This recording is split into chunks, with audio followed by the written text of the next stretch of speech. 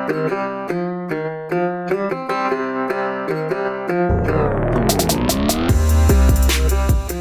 up, everybody? It's Dan, Binder Boneyard, coming at you from the office. Beautiful Sunday morning here in sunny Central Oregon. Trying to catch up on some of this stuff. I will be doing two today. We're going to consider this kind of a two-parter, sort of. This first one I'm going to talk about today is, and I've done them a lot, and I know it's kind of like preaching to the choir because you guys already know some of this stuff, but this first one is going to be called Buyer Beware. And I've done these before, but it just, can't be said enough. But at first I want to say thank you, everybody, the subscribers that are hanging on, the new subscribers on Instagram, the people who understand that, this costs money and it's, it's free. I don't charge for this stuff. So, the guys that donate, it's much appreciated, very helpful. This pays for the production of the podcasts and whatnot. So the Patreon and the subscriptions, that's all super helpful. And our YouTube channel is getting very close to monetization also. So thank you, everybody that watches our videos on YouTube. That's very helpful as well. I try to put out some semi-regular content over there. Got the 56 truck build going right now. And I should have another video up for that here shortly. Getting the rear end put back together on that. So anyway, just thanks, everybody. Appreciate it so much. And so we're just going to jump feet first into this one. I'm not sure how long we're going to go. It could be quick, could be long. But anyways, I've been seeing a lot of people buying trucks off of the internet, and they are straight up garbage. Rust covered over with caulking, sheet metal repairs that are backed up by, nothing. Mike Moore from Scoutco posted a picture of a truck that ended up in his shop the other day where they did, whoever did the work on it, cut the rusty floors out and welded in a new piece of flat metal, but they did not weld in the proper cab mount. So the cab mount on a Scout 2 is kind of a channel shaped piece that supports the floor over the full width of the floor. And this shady shop cut the floor out, removed that cab mount, welded in a piece of generic flat, hot rolled steel. And instead of, doing something about that cab mount, which is, 1.5 inches thick, they jammed another piece of rubber or like a second body mount in there to take up that distance. So on the one side where it still had a good body mount and a cab mount, they just put in a, standard, energy suspension body bushing. And then, but on the driver's side, they crammed two of them in there to take up for that space. And so now the driver's side front body mount, instead of being spread across the whole floor to carry the weight, it is concentrated in this one 2.5 inch circle.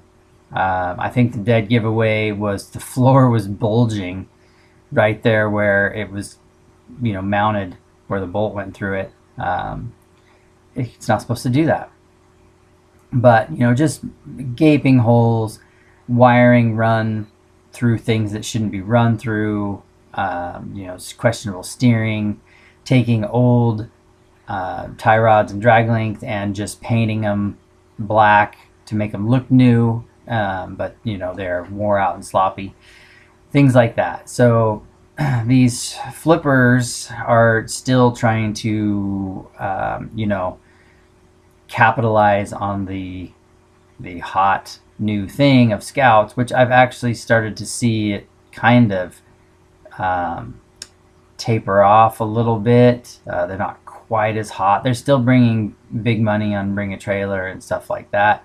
But I think people are starting to catch on that if it's coming out of a no-name shop that, has never worked on a Scout, that there's probably going to be stuff wrong with it that you're going to have to pay somebody else to fix anyways. So, I guess this episode is just going to be about some of the things you need to look out for when you're purchasing a rig, and even if it's sight unseen, you can ask the seller to take additional photos. There's always dead giveaways in this stuff. When you say, hey, I want to see a picture. This is really big on like C-Series trucks and Travelalls. Hey, I want to see a picture under the dash. Show me a photo of the vent and the cowl of your 66 Travelall. And they'll go, oh, bro, it's rust free. There isn't a lick of rust anywhere in this. And you go, yeah, that's cool, but I want to see a picture of under the dash. And they don't send you one, then consider that a blessing, because that, they know it's rusty and they don't want you to know it's rusty. So you walk on that sale. Or they do send you a picture and they go, oh, I didn't know it was that bad. I didn't realize they rusted up there, and then they're cool about it and you can get a better price or something. Then, at least then you know what you're getting into. But it's the same way across the board on all these guys. You say, hey, send me a picture of the inside of the rockers on a Scout 2, or show me the cab mounts, show me the body mount, mid mount, behind the driver's seat, show me this or that. And sometimes they do, and sometimes they don't. And when they don't, then you know that you're too much work for them and they're going to go on to the next sucker. And so keep that in mind. Like, don't be afraid to ask those questions. Don't be afraid to get more information, especially if it's something you're going to be spending, $60,000-$70,000 on. There's just horror story after horror story of guys buying trucks. They show up on a transporter and then they can't even get them started. They don't run.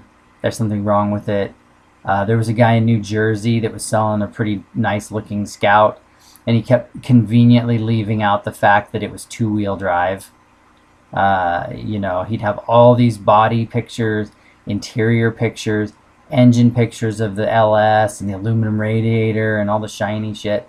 And then there would be one picture from under the truck, and you could see there was no front drive shaft. There was no transfer case, nothing like that. And, and you'd even mention it like, hey, is this the 2-wheel drive version or what's up? And you go, haha, yeah, just hadn't got to it yet. Like, yet? You put a 2-wheel drive transmission in it. So, you fully intended on selling it like this, and just we're going to hope that nobody noticed. Like that kind of stuff, you have to have a keen eye, and not even keen eye, you just don't take stuff for granted. Like they made 2-wheel drive Scouts. Like that was a thing. So, look, make sure there's a front drive shaft.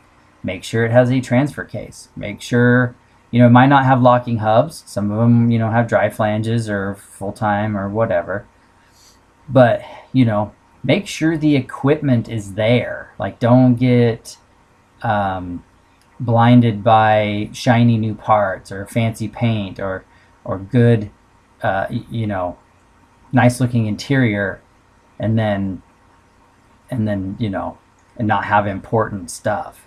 Like, nothing is worse than spending a bunch of money on something that looks great on the internet, and then it shows up and it immediately has to go into another shop for more work or repair on stuff that was supposed to be good.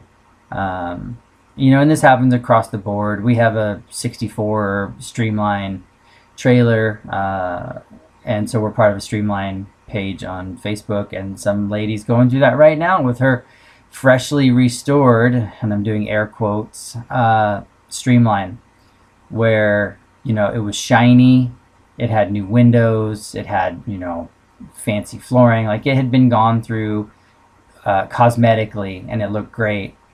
This lady, she's retired. It was her and her husband's retirement plan to hook up to this trailer and travel around the country in their vintage camp trailer. They pull into the campground the first night, hook it up to the water, and immediately flood the trailer. And come to find out that the water tank had a big split in it. It was all original, had never been touched. And so, there they were, stuck with this leaky trailer. Well, then, the guy, luckily is semi-resourceful, was able to, they camped out, they used it as a sleeping place and then showered, the showers at the campground or something. But he got a tank online, had it sent to him. He changed it in a campground, and then they get it hooked up, no leaks, go to use the shower in the bathroom for the first time after owning this trailer for 2 weeks now, and shower doesn't work, and it's like, that's their, I don't want to say their fault, but they really should have checked all that stuff before they pulled it out of the guy's driveway. But, when you see all this work done, you want to assume that it was done right. And a lot of times it's not. So, on like the D series trucks, they get rusty cowls too. Fold the glove box door down, look at what shape the cowl's in on that. Check that windshield header, check the floors, cab corners. On D series, they will rust. Check the engine. A lot of guys are selling them. They say, oh, it's a 392. Oh, it just has a 2-barrel on it. It's just a 2-barrel. Somebody swapped a 2-barrel manifold on this 392, which happens. We do that when we do some sniper conversions. We put the 2 barrels on because that's just a better operating system, in my opinion. And, come to find out it's a 304, especially in the C series, you see that a ton, where guys are like, it's a 68. They go, oh, it's a 392. I'm like, well, that's pretty rare, that wasn't it was available, but not everybody got it. And then you scratch away at it, and it's a 345, which, great, I love 345s. But I've seen guys go, oh, it's a 345 because it has a 2-barrel, and then you clean off the the pad on the side of the block, and it's a 266. You have to do some research, like do your diligence, like find out what size motor it is, make sure that it's a actual 4-speed. I saw a guy selling a Scout one time that swore up and down it was a 4-speed. 4-cylinder, 4-speed. Well, turns out he was counting reverse. So it was actually a 3-speed with reverse. So I'm not sure if somebody bought that or not, but it took some coaxing to get the guy to admit there was actually 3 forward gears, and instead of a 4-speed with 4 forward gears. So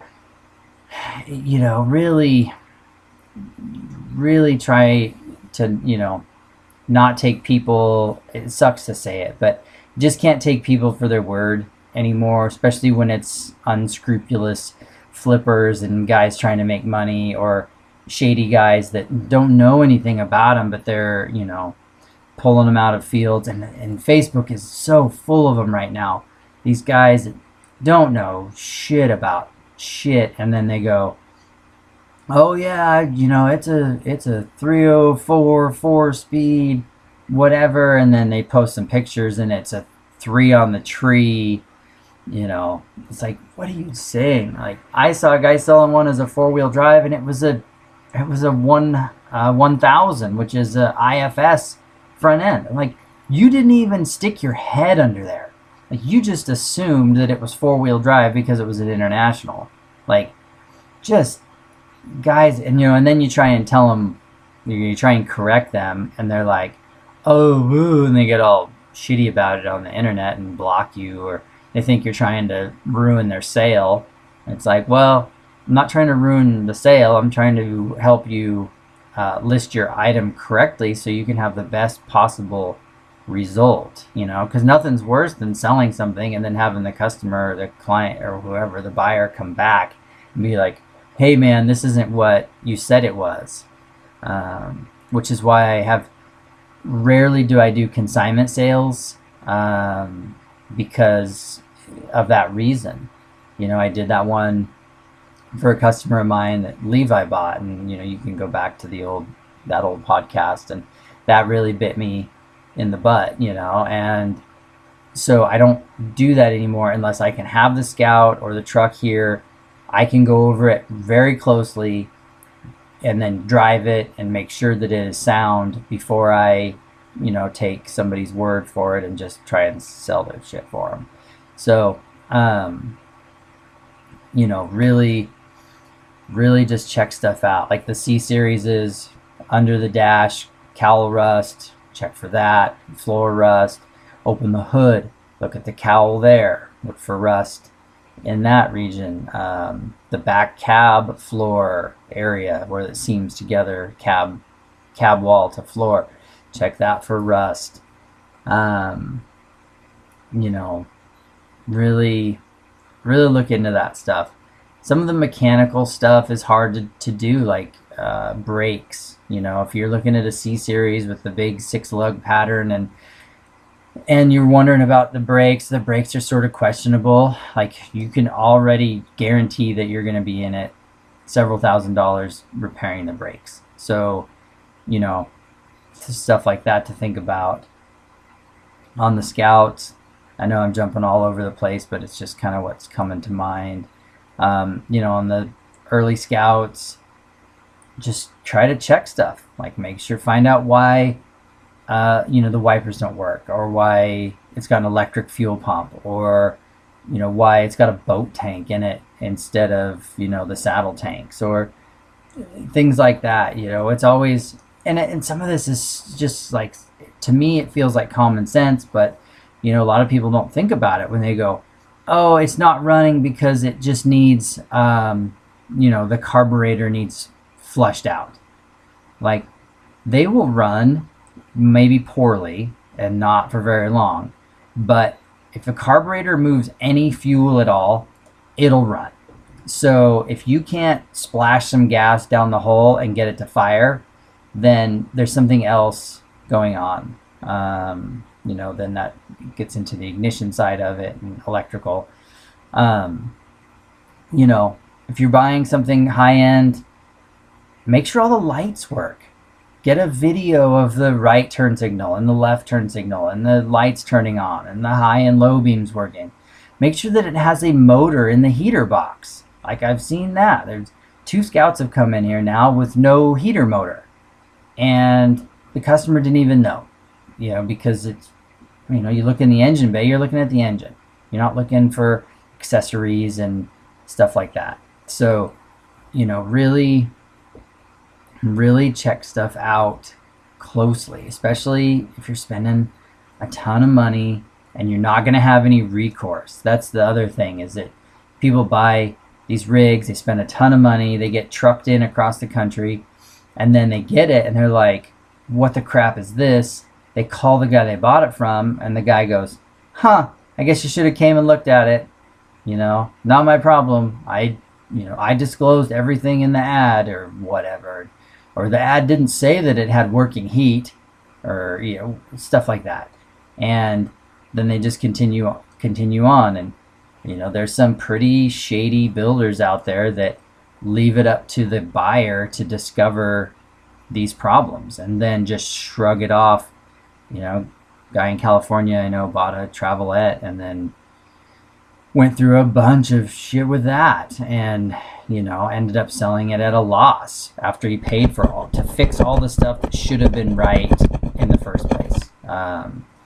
Guys getting trucks that were two-wheel drive originally, they're fairly easy to convert to four-wheel drive, but they have mismatched gears. I've seen that a lot. Rear end will be 409 and the front end will be 373, or vice versa, or whatever. And they just assume once it's out of their shop, then it's not their problem. So just really ask the questions. If they're offended by questions you ask, then that should be a red flag. If they don't want to send you pictures, or they don't know what you're talking about, or make you feel bad for inquiring, that's a red flag. If you check around the internet and nobody has anything to say about that particular shop, they turn out tons of work, but nothing. There's not a lot of good stuff. Maybe a few comments here and there, or their Instagram has the comments turned off, or stuff like that. It's a red flag. So just really, really pay attention to that kind of stuff. Don't fall for the shiny paint and the big wheels and whatever. Even little cues, like you'll see shined off sections of the front of the frame near the steering box, where the tire rubs on the frame or the steering box because they're too big. The offset isn't right of the wheel, tire's too big, whatever. So every time you turn sharp, the tire rubs on the frame and whatnot. And some people don't mind that, but other people it's annoying, and it's hard on things when the tires are rubbing on springs and everything else. So little cues like that, just especially if they don't know the history of it. I just bought it at an auction, or it came in from somewhere else, or something like that. It's it's one thing when it's like anything Scout and they have a whole yard to pull builders from, and they might not know the history of the particular truck that they're building, but they're building from zero, and so it doesn't matter the history it had, because it's going to be pretty much all new anyways by the time they get done with it. But you're seeing these other shops that are doing minimal rust repair, slapping paint and interior on a truck that they know nothing about, and then it runs okay-ish. You don't know what the transmission's doing. You don't know any of that stuff. And sure, and it's so common for them, you pull them out of a field and you get them running and driving, and then after 2 weeks of driving them, then all of a sudden it starts leaking. Seals that were dried up and haven't been used for years, all of a sudden start leaking. Brakes that you thought were good, wheel cylinders start leaking. Master cylinder blows through. Shift cables stick. Transfer case won't shift. We have another Scout in here that apparently got ran with no oil in it because they, pulled it out of a field. The builder said, everything's good. Didn't even check the oil in the transfer case and ran it, a while, and just burns up the bearings. So again, I keep harping on it, but ask the questions, pay attention, blow the pictures up, look for the troubled areas. Like I said, on the Scouts, the floors and rockers and quarter panels, cab mounts, the top drip rail, same with C-Series, cowl, top, drip rail, cab corners, D-Series, windshield frame, cab corners, cab mounts. Pretty much the same across the board. The 50s trucks are a little different. They rust onto the floor, rust the floors. The beds, they always rust out. So, just things like that. Or you guys go, that's easy to fix. Or, it's missing this, but you can buy that anywhere. It's like, why didn't they buy it anywhere? If it's a $17 part and it's going to add $150 of profit to their sale, why didn't they do it? So you got to ask yourself that kind of thing. Missing a tailgate. That can be a big deal. if you really want to have a truck with a tailgate, they're getting hard to find. And when you do find them, they're expensive. So, use that as a bargaining chip or whatever. And not just missing a tailgate, but a lot of times they're missing the hardware for the tailgate. So, make sure that your tailgate, if it's missing, you at least have the hardware or know what you're getting into if you don't have that part. So, just really do your diligence, do your homework, check out everything. Really try hard to not fall for that love at first sight trap of shiny paint and, lipstick on a pig and polished turds and everything else. So, hopefully this was informative. Hopefully it didn't hurt your feelings if you did get hurt by something. And so the next episode going into is all about Scout 2s. So maybe you can apply what you've learned here and what you applied in the next episode to your next purchase. But anyways, thank you for being here. Appreciate you very much. I love you all. Until next time, I'm Dan from Binder Boneyard.